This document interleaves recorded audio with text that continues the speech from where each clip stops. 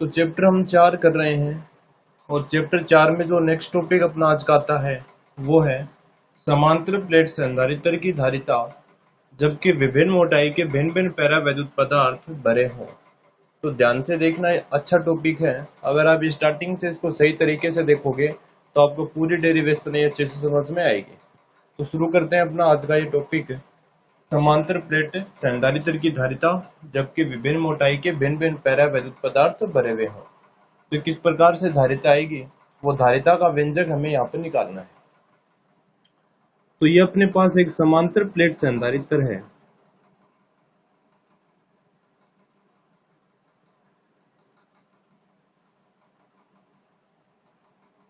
ये अपने पास एक समांतर प्लेट संधारित्र है। इस प्लेट के ऊपर प्लस क्यू आवेश है और इस प्लेट के ऊपर माइनस क्यू आवेश स्थित है। यहाँ पर है प्लस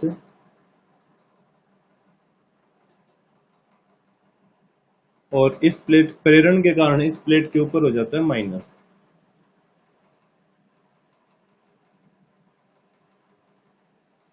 और ये जो दोनों प्लेटें हैं इसके बीच की दूरी है वो है स्मॉल डी।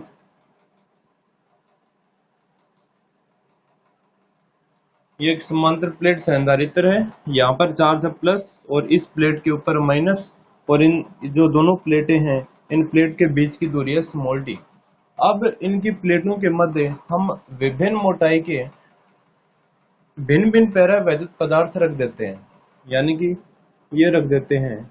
एक प्लेट पट्टिका ये है, एक पट्टिका ये है,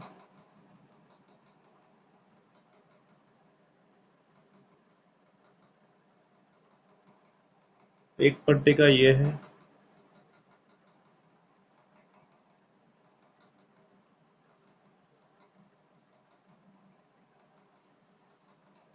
एक पट्टिका ये रख देते हैं, जिनकी अलग अलग मोटाई है और इसमें अलग अलग पैरावैद्युत पदार्थ भरे हुए हैं।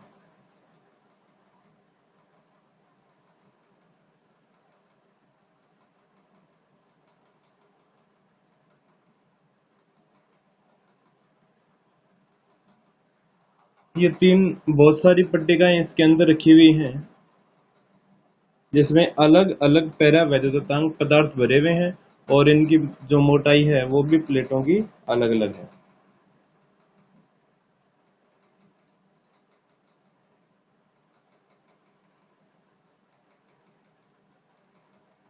ये जो पहली प्लेट है इस प्लेट की मोटाई यहाँ से लेके यहाँ तक है T1, इसके मान लेते हैं T2, इसकी है T3 और इस प्लेट की मोटाई है Tn। और जो इस प्लेट के अंदर जो पैरावैद्युत पदार्थ भरा हुआ है उसका पैरावैद्युतांक है एप्सिलॉन R1, इसका है एप्सिलॉन R2 और इसका है एप्सिलॉन R3 और इसका है एप्सिलॉन Rn। तो ये जो इतनी सारी पट्टिकाएं इसके अंदर रखी हैं अलग अलग पैरावैद्युतांक की, तो रखने से ये जो समांतर प्लेट संधारित्र है इसकी धारिता में क्या परिवर्तन आएगा उसकी गणना हमें यहाँ पर करनी है। तो देखना, हमें धारिता का फॉर्मूला पता है। धारिता की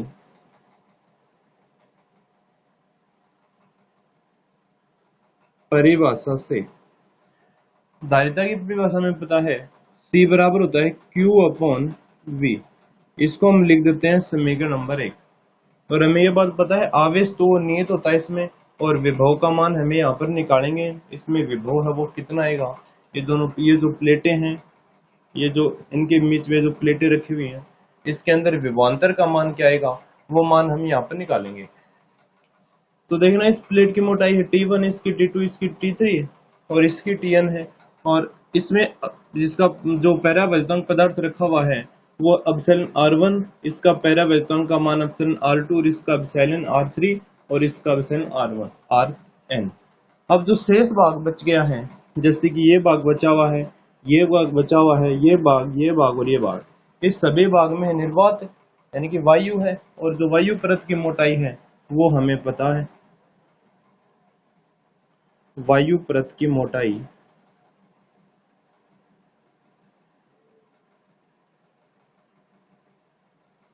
वायु परत की मोटाई कितनी हो जाएगी, इस D में से ये T1, T2, T3 और Tn ये सब माइनस कर देंगे, और तो जो भाग अपने पास बचेगा उस भाग में क्या भरी हुई है, वायु भरी हुई है। तो वायु परत की मोटाई अपने पास आ जाएगी D minus T1 plus T2 plus T3 और Tn। ये जो भाग बचा हुआ है D में से आप इन ये जो T1, T2, T3 और Tn को घटाओगे तो जो भाग बचेगा उस भाग में क्या भरी होगी, वायु भरी हुई होगी। तो हमें यहाँ पर निकालना है, इस विभव V का मान निकालना है। तो विभव दो बिंदु पर यहाँ पर निकलेगा, एक तो निर्वात या फिर वायु में विभवांतर, और दूसरा है ये जो माध्यम है इसके अंदर विभवांतर। तो हम निकालते हैं इस V का मान।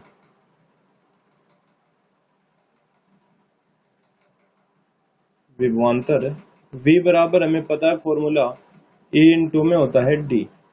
तो V इक्वल टू करेंगे E इंटू में D। जो पहला हम कर रहे हैं वो कर रहे हैं वायु परत के लिए, वायु भाग में विभवांतर प्लस जो माध्यम है जैसे कि ये epsilon R1, epsilon R2, epsilon R3, इस भाग में विभवांतर बटे वायु भाग में विभवांतर प्लस माध्यम में विभवांतर।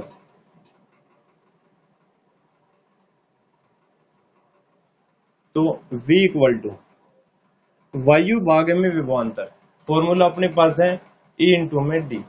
तो E का मतलब है वायु का मतलब है कि वायु के अंदर जो विद्युत क्षेत्र होता है वो, तो विद्युत क्षेत्र हमने मान लिया है E नोट है, इंटू D यानी कि जो वायु परत की मोटाई, और जो वायु परत की मोटाई है अपने पास ये रही, तो इसको रख देते हैं D minus T1 plus T2 plus T3 और Tn।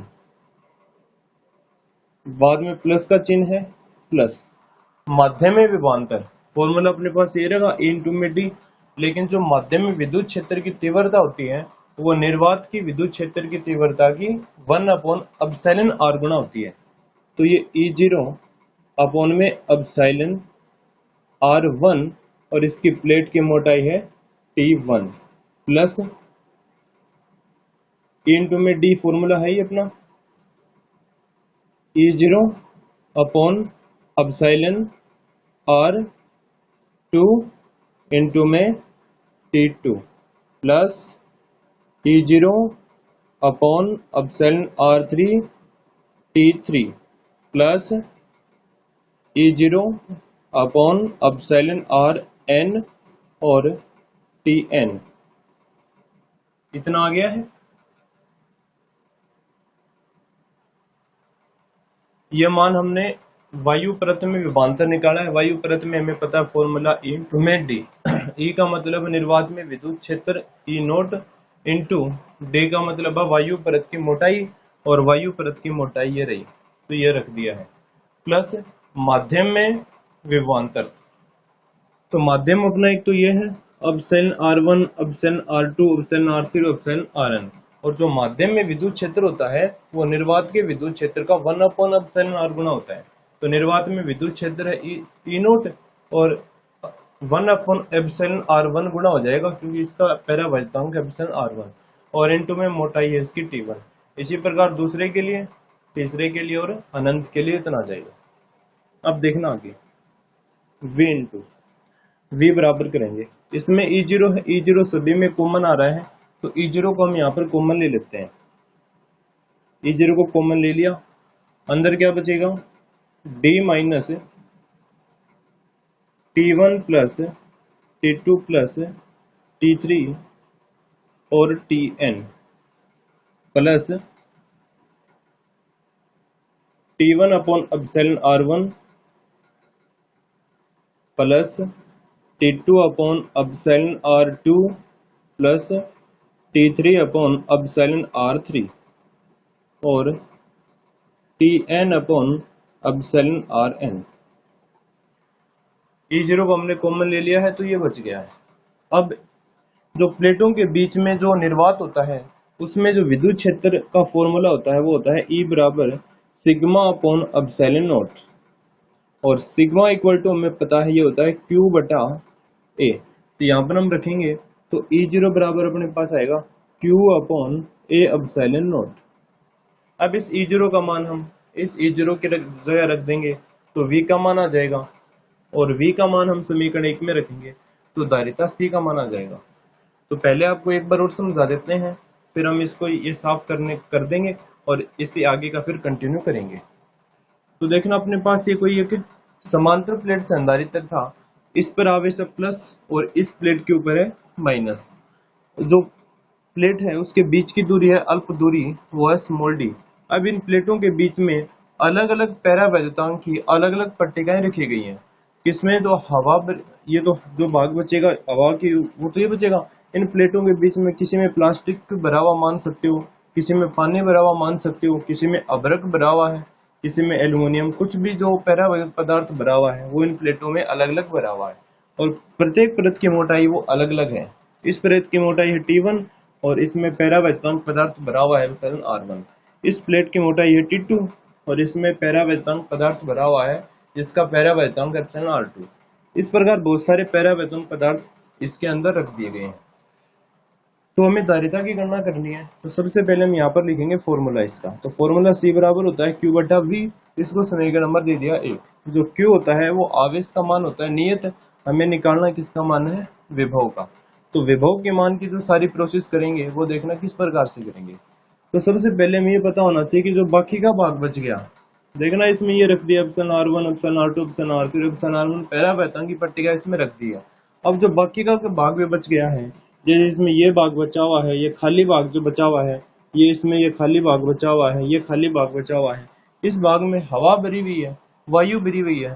तो वायु परत की हमें मोटाई पता होनी चाहिए, यानी कि कितने भाग में वायु भरी हुई है। उसके लिए हम क्या करेंगे, डी में से ये सभी मोटाई को हम घटा देंगे, तो हमारे पास में जो भाग बचेगा उस भाग में क्या भरी हुई होगी, वायु भरी हुई होगी।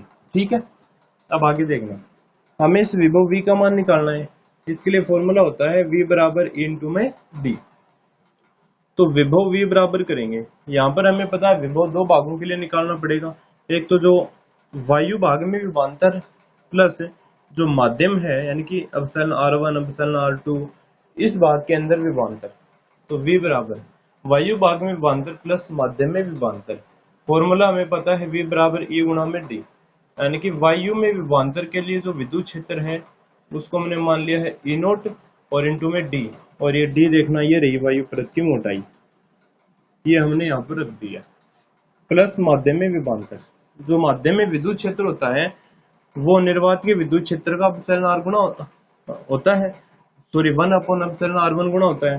तो E0 बटे एप्सिलॉन R1 और इंटू में D, यानी कि इसकी मोटाई, और इसकी मोटाई है T1 E0 बटे epsilon R2 T2 E0 upon epsilon R3 T3 E0 upon epsilon Rn और Tn। अब इसमें E0 है और बाकी में भी E0 है, तो E0 हमने इसमें कॉमन ले लिया है, तो अंदर बचा है वो यहाँ पर लिख दिया है। E0 बराबर होता है प्लेटों के बीच में विद्युत क्षेत्र सिग्मा अपॉन एप्सिलॉन नॉट, और सिग्मा बराबर होता है Q बटा A। तो इस सिग्मा का मान हमने यहाँ पर रख दिया है, तो E0 का मान आ गया Q अपॉन एप्सिलॉन नॉट। अब ये E0 का मान हम यहाँ पर रखेंगे और पहले हम इसको मिटा देते हैं।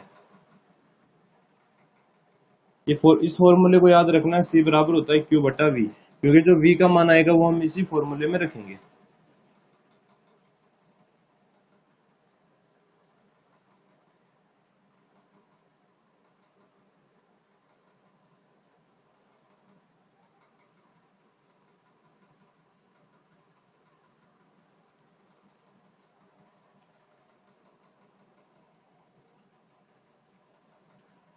देखना ये E0 का मान हम इस समीकरण में रखते हैं, तो V बराबर अपने पास कितना आता है, E0 का मान है Q upon epsilon not, Q upon A epsilon not, अंदर कितना आएगा D माइनस T1 प्लस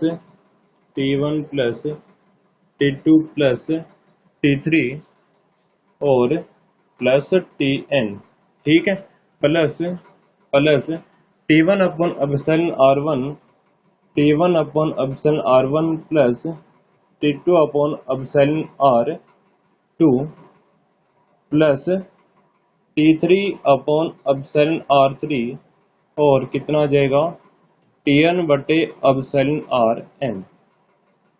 यह फॉर्मूला अपने पास V का मान है ये आ गया है, V इक्वल टू E का मान ये रख दिया है Q अपॉन एप्सिलॉन नॉट।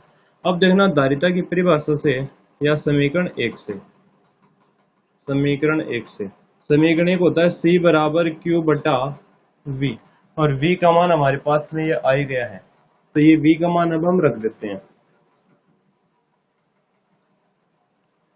तो देखना V का मान रखेंगे C बराबर Q अपॉन V, ये रहा V का मान, Q upon A epsilon not D minus T1 plus T2 plus T3 और Tn plus T1 upon epsilon R1 plus T2 upon epsilon R2 और T3 upon epsilon R3 plus Tn upon epsilon Rn। इतना मान आ गया है।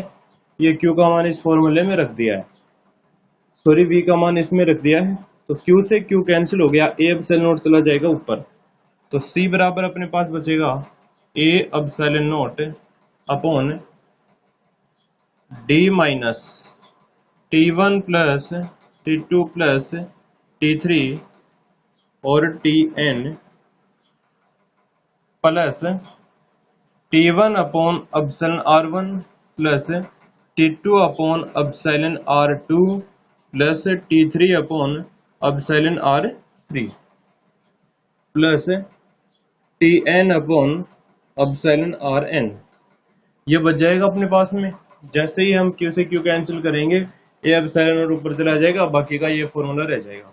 तो अपने पास में ये जो फॉर्मूला आया है, ये किसके लिए आया है?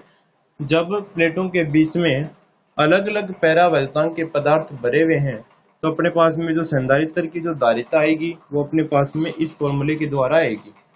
अब यदि अपने पास ये हो D minus T1 plus T2 plus T3 और Tn बराबर में हो अपने पास में कितना, ये D minus T1 plus T1 plus T2 T3 और Tn की जगह अपने पास कितना हो, D हो। यानी कि प्लेटों के बीच में अगर अपने पास निर्वात हो D minus T1 plus T2 plus T3 और Tn, इसकी मोटाई है वो D के बराबर में हो, प्लेटों के बीच में निर्वात हो, तो अपने पास में क्या बचेगा, A epsilon not upon T1 upon epsilon R1 plus T2 upon epsilon R2 plus T3 upon epsilon R3 और T4 बटे आगे तक चलता जाएगा Tn बटे एप्सिलॉन Rn। यानी कि अपने पास में जो C बराबर बचेगा वो कितना बचेगा, A epsilon not upon T1 upon epsilon R1 plus T2 upon epsilon R2 plus T3 upon epsilon R3 dot dot dot plus Tn upon epsilon Rn। यानी कि जब प्लेटों के बीच में क्या हो, सिर्फ निर्वात हो, तो अपने पास ये फॉर्मूला आ जाएगा। तो ये अपना टॉपिक था, समांतर प्लेट संधारित्र की धारिता हमने निकाली है जब विभिन्न मोटाई के भिन्न भिन्न पैरा पदार्थ इसमें भरे गए थे। तो आपको इसको एक बार और निकाल के देखना है, आपको और अच्छे से समझ में आ जाएगा। अब हम इसके 2-3 एग्जाम्पल है वो करते हैं। यानी कि प्लेटों के बीच में अगर वायु भाग नहीं हो तो अपने पास ये फॉर्मूला आएगा। अब हम कर लेते हैं इसके कुछ एग्जाम्पल। यानी कि ये T1 plus T2 T3 Tn ये है, यदि प्लेटों के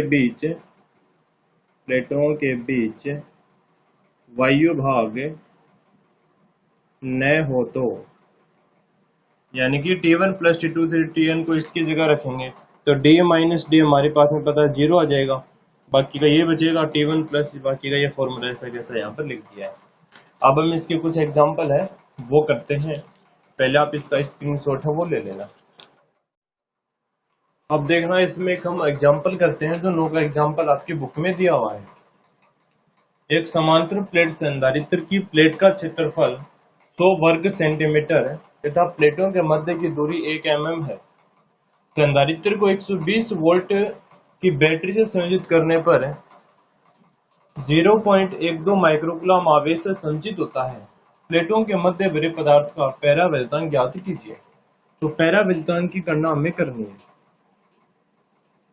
तो प्लेटों का क्षेत्रफल ए का मान दिया हुआ है 100 सेंटीमीटर की स्क्वायर, या फिर हम इसको लिख सकते हैं 100 गुणा 10 की पावर -4 मीटर की स्क्वायर।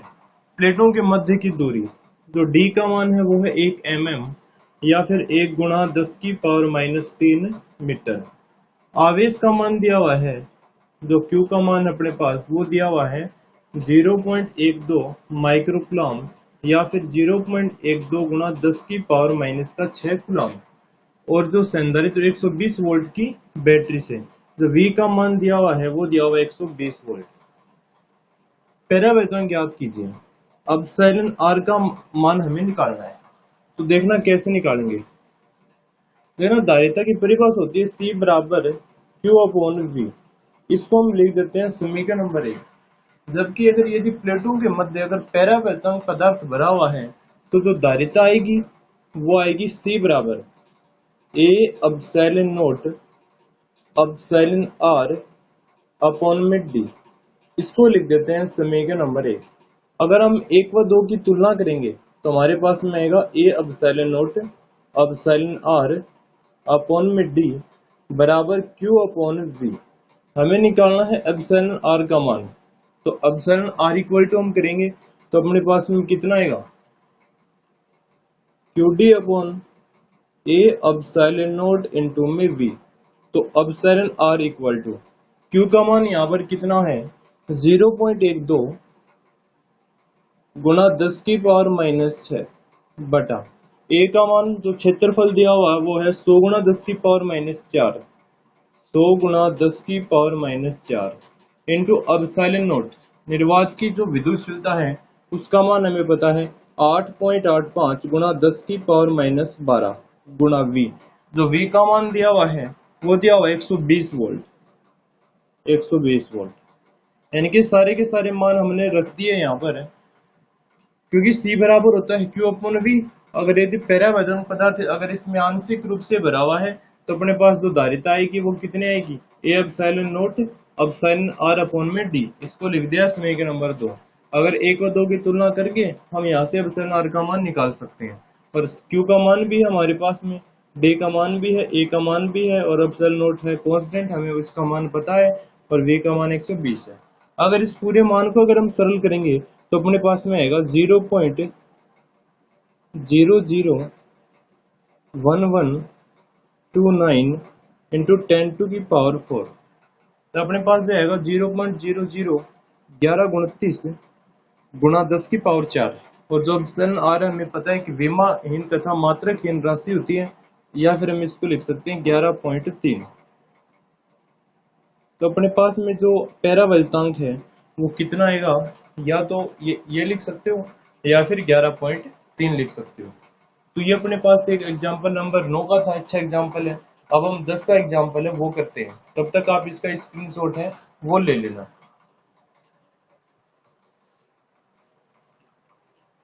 अब हम करते हैं 10 का एग्जांपल। ये दिया हुआ है एक समांतर प्लेट संधारित्र जिसकी प्लेट का क्षेत्रफल 2 गुणा 10 की पावर -2 वर्ग मीटर है। प्लेटों के मध्य दूरी 0.01 है। कि प्लेटों के मध्य 6 mm मोटाई की इबोनाइट छड़ जिसका पैरावैल्यूतांक दिया हुआ 3 रखी जाती है। संधारित्र की धारिता कितनी होगी? संधारित्र की धारिता की गणना करनी है।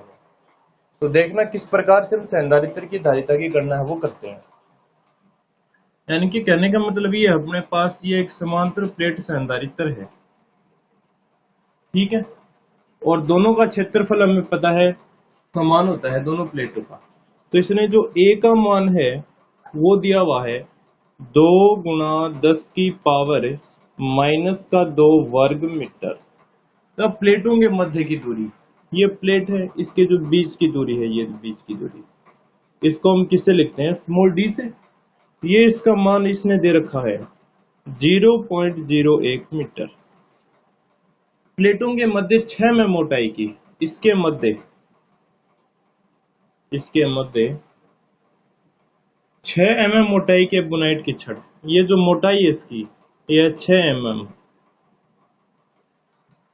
6 mm मोटाई की एबोनाइट की छड़ रख दी है, जिसका पैरावृत्तांक है, यानी कि जो टी का मान दिया हुआ है 6 mm और जो पैरावृत्तांक है एप्सिलॉन आर उसका मान दिया हुआ है 3।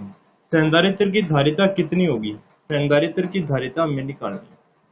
तो ये कंडीशन आप देख सकते हो कौन सी बन गई है, जब पैरावृत्तांक पदार्थ आंशिक रूप से भरा हुआ है, वो यहाँ पर कंडीशन बन रही है, क्योंकि इसके अंदर 6 mm मोटाई की एक पैरावृत्तांक की एक पट्टिका रखी हुई है, यानी कि आंशिक रूप से इस पट्टिका के अंदर कोई पैरावृत्तांक पदार्थ भरा हुआ है। तो अगर आंशिक रूप से कोई पैरावृत्तांक पदार्थ भरा हुआ है तो उसकी धारिता हम प्रूफ कर चुके हैं, यानी कि आंशिक रूप से यदि पैरावैद्युत पदार्थ भरा हो तो धारिता, यह हम पीछे प्रूफ कर चुके हैं। धारिता आती है C बराबर A epsilon naught upon D minus T plus T upon epsilon R। ये धारिता का फॉर्मूला होता है जब पैरावृत्तांक पदार्थ आंशिक रूप से भरा हुआ है।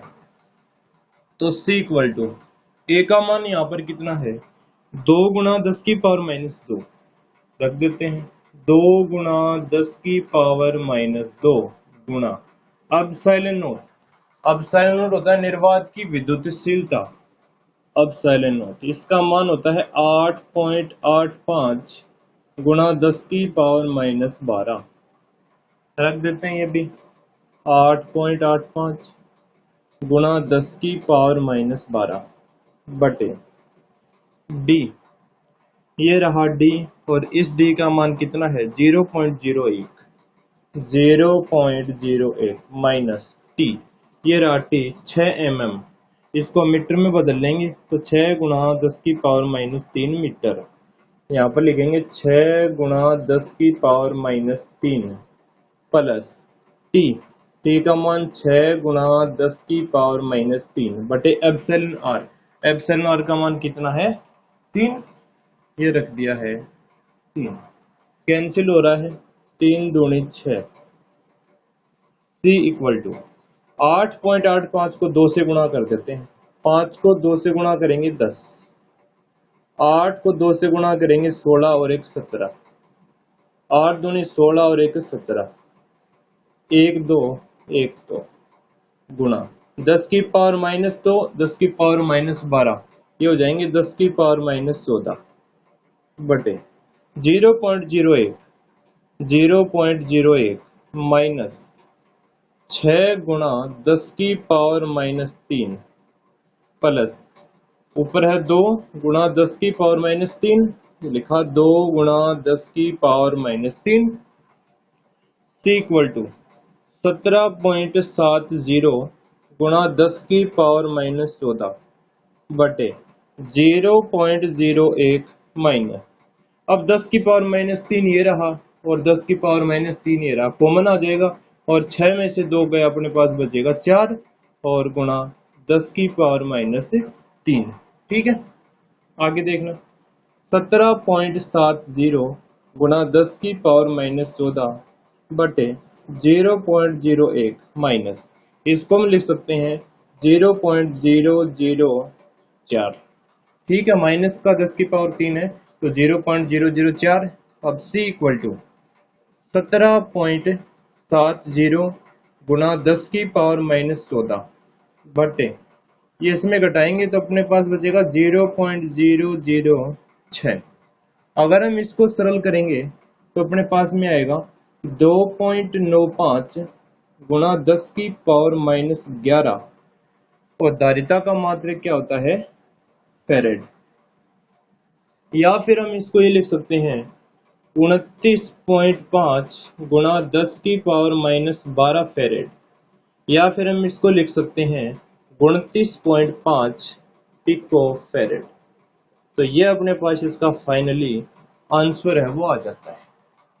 एक बार और समझते हैं हम इस क्वेश्चन को, बाद में हम एक नेक्स्ट एग्जांपल है 11 का वो करते हैं।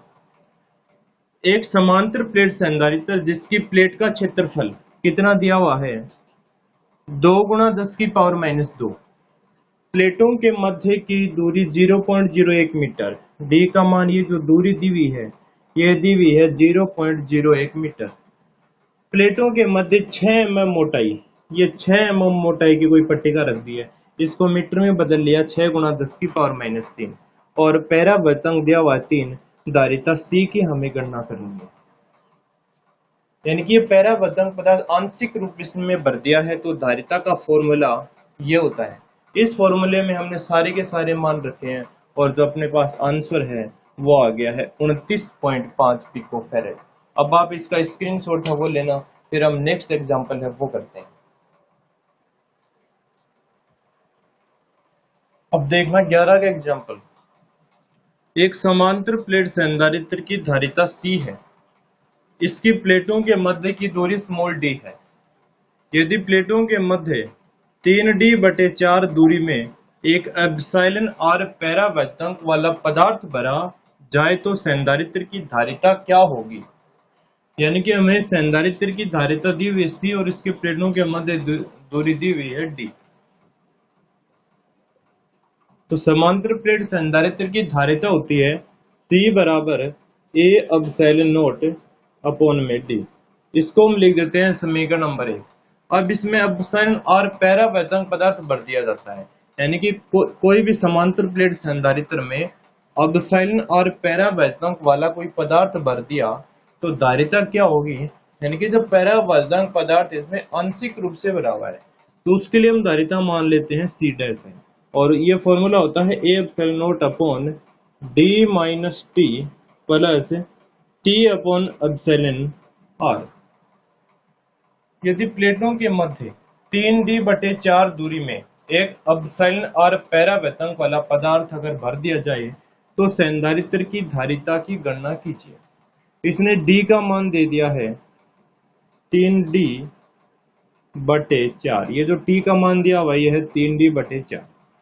अब ये t का मान हम इसमें रखेंगे और ये देखेंगे कि धारिता में क्या परिवर्तन होगा।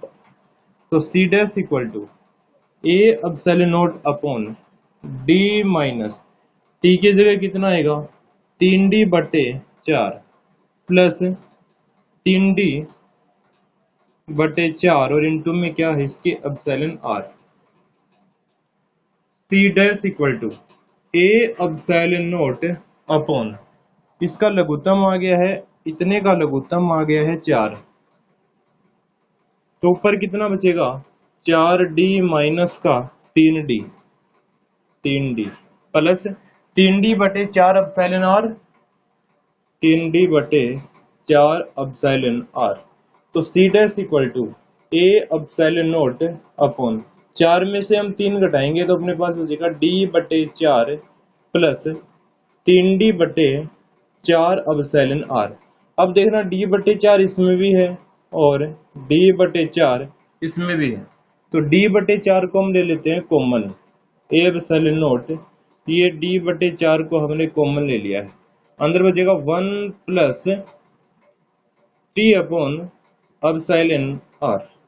कितना बच जाएगा 4 चला जाएगा ऊपर, तो C' = 4 चला गया ऊपर A/ε0 यह है d। इसका लघुत्तम आ गया है एप्सिलॉन r। ऊपर कितना बचेगा एप्सिलॉन r प्लस 3। अब ये एप्सिलॉन r दोबारा से ऊपर चला जाएगा, तो C' = अपने पास आएगा 4A/ε0/d और एप्सिलॉन r प्लस 3। अब ये देखना A/ε0 और यहाँ पर सॉरी d है A/ε0/d। A/ε0/d को हम लिख सकते हैं C। तो यहाँ से C' = कितना है 4 एप्सिलॉन r/एप्सिलॉन r प्लस 3 और इनटू में आ गया है C। जहां सी बराबर क्या है, A epsilon not upon D, यानी कि जो धारिता है वो कितना गुना हो जाएगी, 4 एप्सिलॉन आर और अब बटे एप्सिलॉन आर प्लस 3 गुना हो जाएगी। तो धारिता क्या होगी, तो अपने पास धारिता है वो ये हो जाएगी 4 epsilon R upon epsilon R plus 3। तो ये अपने पास क्वेश्चन एग्जाम्पल था 11 का। ठीक है, इसका आप स्क्रीनशॉट ले लेना। अब जो टॉपिक करेंगे वो नेक्स्ट वीडियो में करेंगे।